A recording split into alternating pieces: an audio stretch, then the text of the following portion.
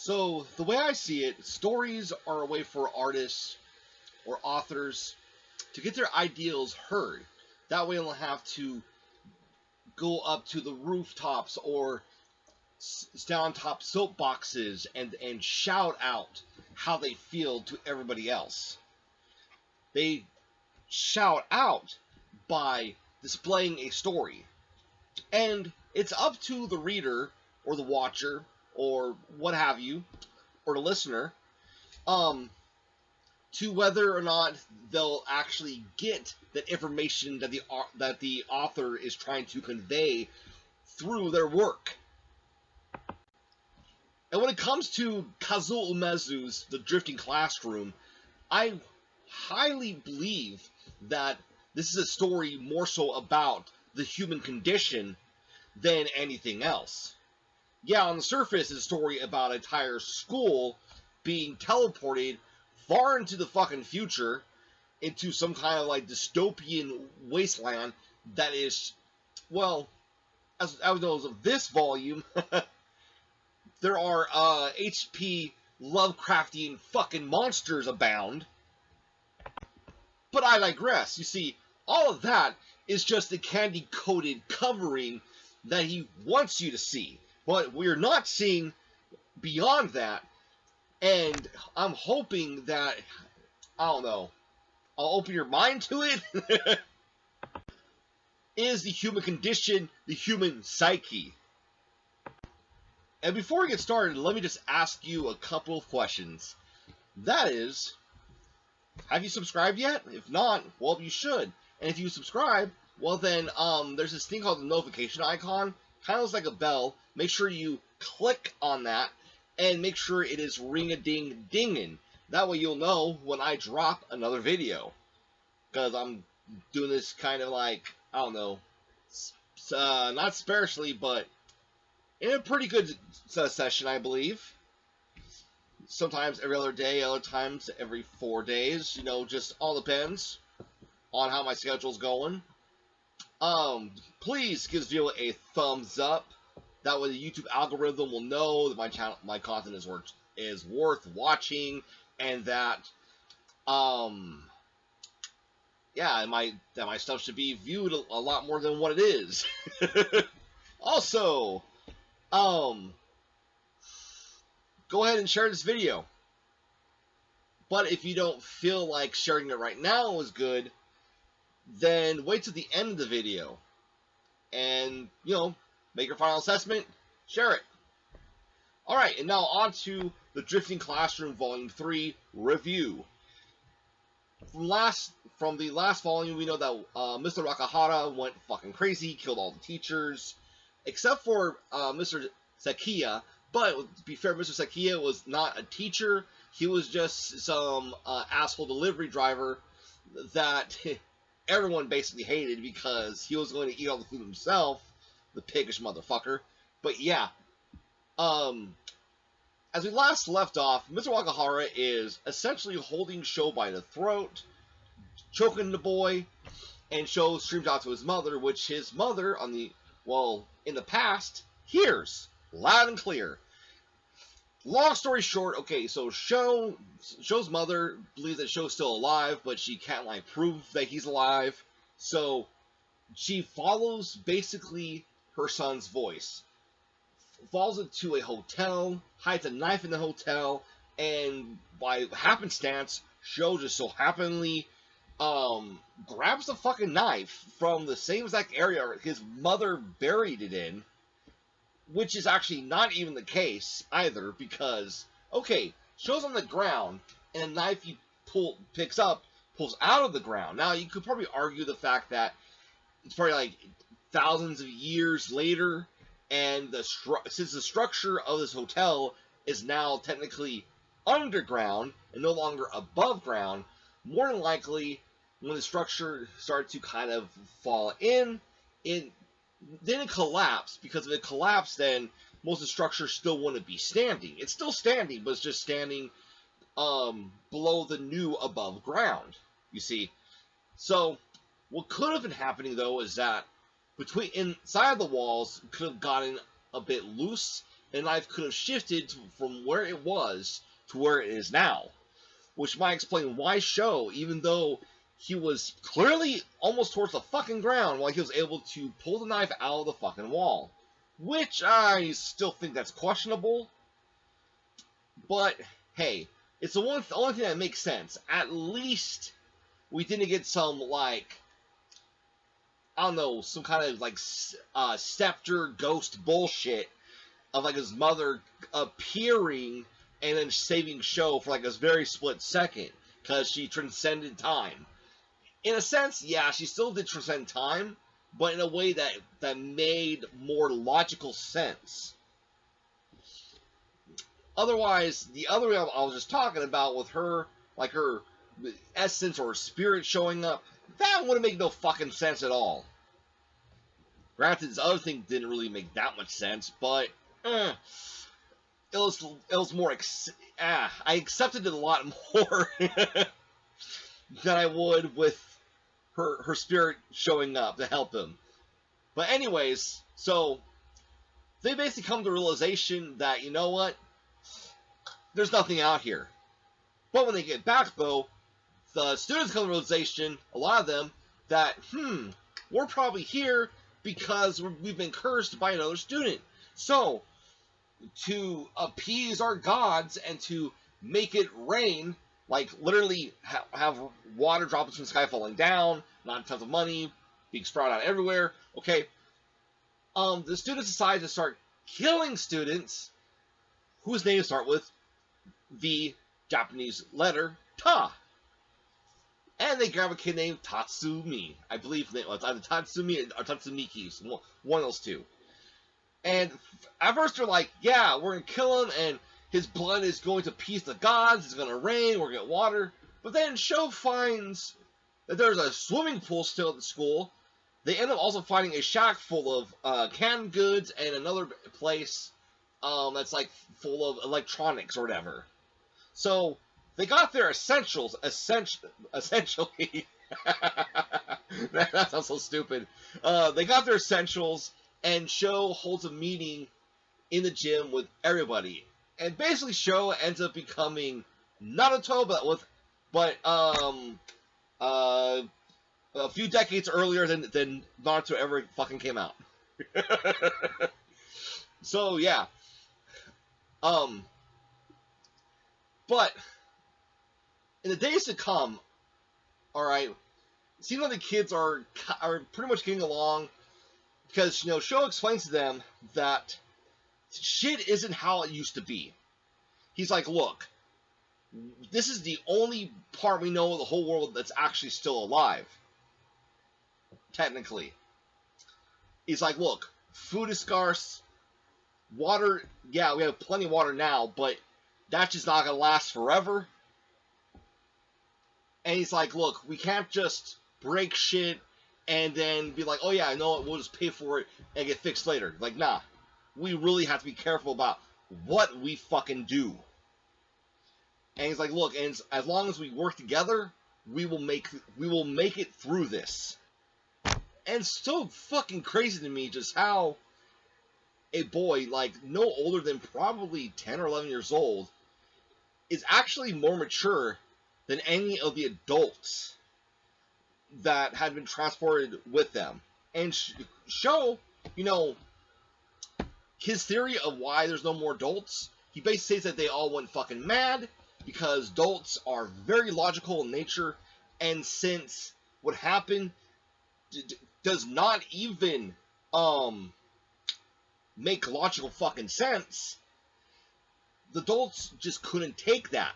Because the thing is, though, kids, they can break logic, in a sense.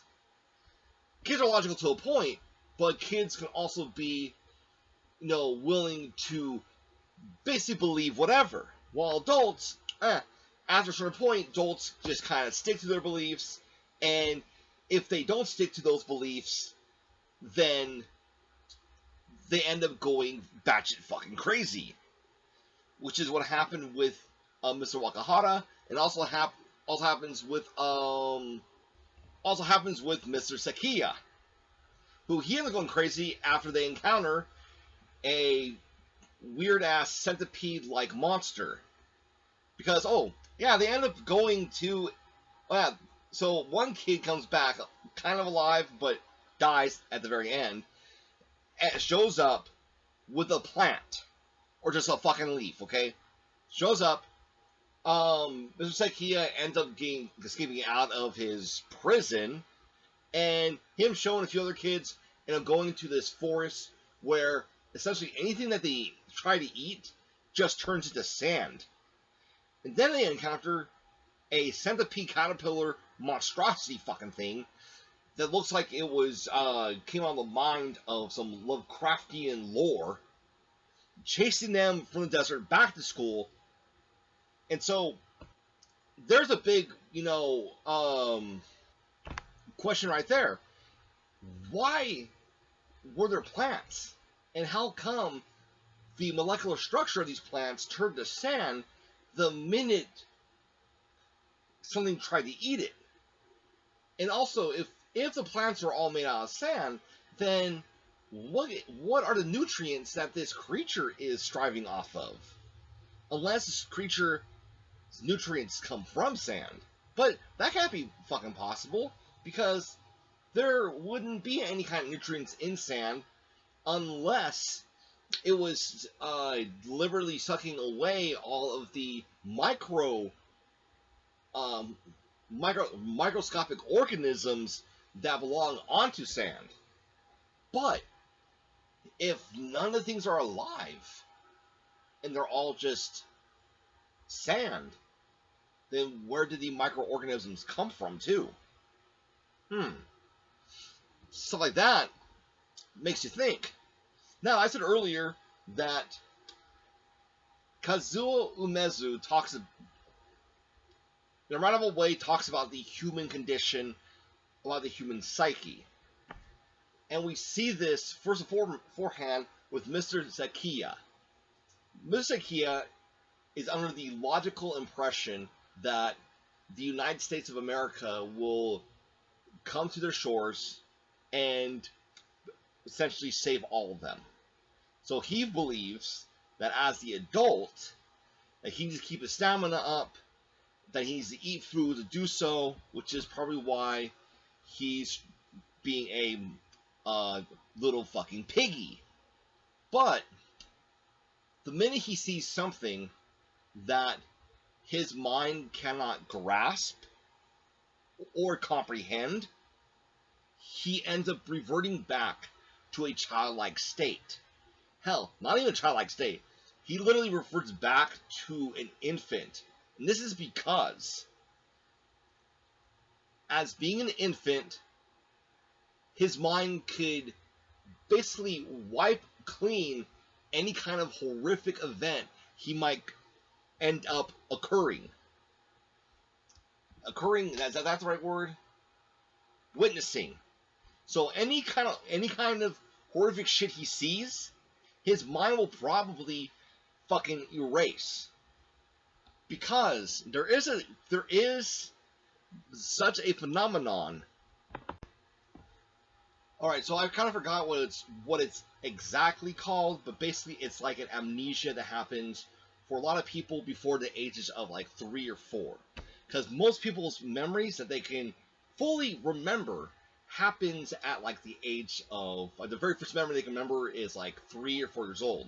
Anything earlier than that, they really won't have, they won't really remember unless they see pictures of it. Which is probably why a lot of times, parents will show their kids like, yeah, you probably didn't remember this, but when you were a baby, you used to do this kind of stuff. Or when you were like 1 years old, you did this. And a lot of people just don't remember that. Granted, yeah, there are some anomalies out there where some people can remember from before the womb. And there's even some people that can remember the first day that they were born into the world. And it's a memory that's just stuck with them for that much fun, for, however long they live, whatever. But anyways, yeah. So the reason why he reverted back to that is probably because these would become memories that he would just never remember. Now, I'd say the only way to break him out of that kind of psyche would be another event that would be as traumatizing as seeing a creature that his brain knows should not exist.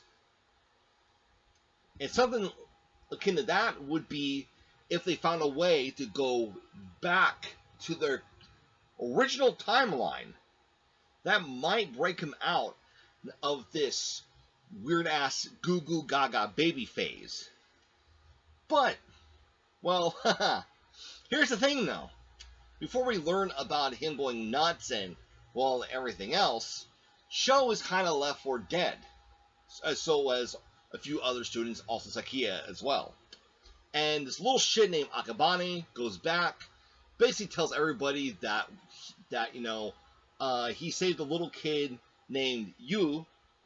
Now it's a little kid that Sho played with in the first volume, who just so happens to now be there at the school with all of them. Little kid in the tricycle, if you guys were having a hard time remembering who I'm talking about. Yeah, goes back with him, claims that Sho was a pussy, and he just fainted the first sign of the monster. And then this girl ends up trying to become the new leader. Now, she doesn't have an official name yet, but her title is the Princess of Yamato High School. Wait, not high school, sorry. Elementary. I don't know what I said high school for. Yamato Elementary. And unlike Sho, who seems to be more of a democratic kind of ruler, she seems to be more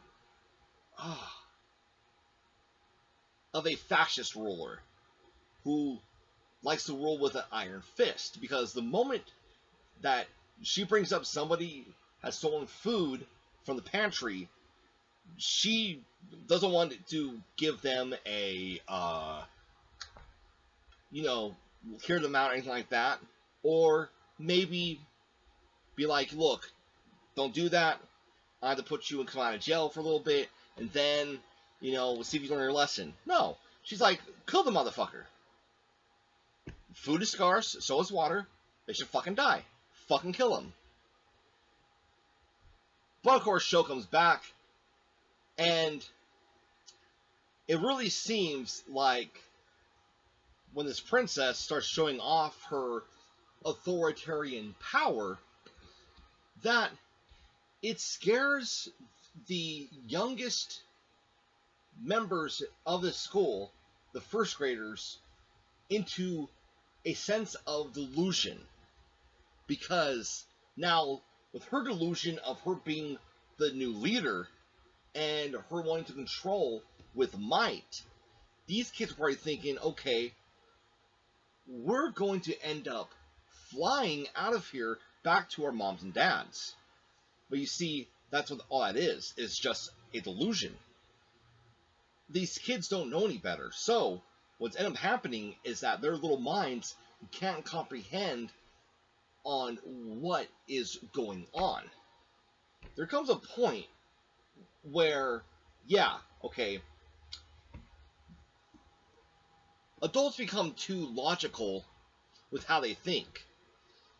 So logical to the point where anything that seems out of the ordinary could shatter the mind of an adult to the point where they end up going crazy or reverting back to a younger state.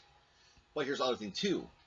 If your mind's not that much developed yet, then there is also methods of delusion of grandeur that can happen as well. Because an undeveloped mind is more susceptible to the and a young mind is more acceptable to believing that the impossible can be possible, and which is why it is so crunchingly dark when you see these little kids thinking they could fly like birds or butterflies or whatever, and they just drop like rocks. They drop to the pavement. Just, it's very hard to read and look at, but it makes sense, which is why there needs to be that balance. There needs to be that balance of, okay, we can use our imagination because that will help with making sense of what happened, making sense of going into the future, making sense of a world of plants that turn into sand, and of like Lovecraftian monsters being abound. It'll make sense of that, but also think logically to the point of survival, because if that logical sense isn't there, then there's no point of these kids even trying to survive at all. And with that being said, what do you guys think of Volume 3 of The Drifting Classroom by Kazuo Umezu? Let me know in the comments down below. Thank you guys for watching. Hope you guys have a wonderful day. If you guys would be so kind to give this video a thumbs up, that way the YouTube algorithm will know that my content is worth watching. As well as, if you haven't already, subscribe. And if you're subscribed and you haven't done this, hit that notification icon. Make sure that bell is a ring-a-ding-dinging, and that way you will know. That way you will be notified and know when I drop a new video. Also, be sure to share this with anyone you think that might like this. I don't know. Okay. With that being said, goodbye.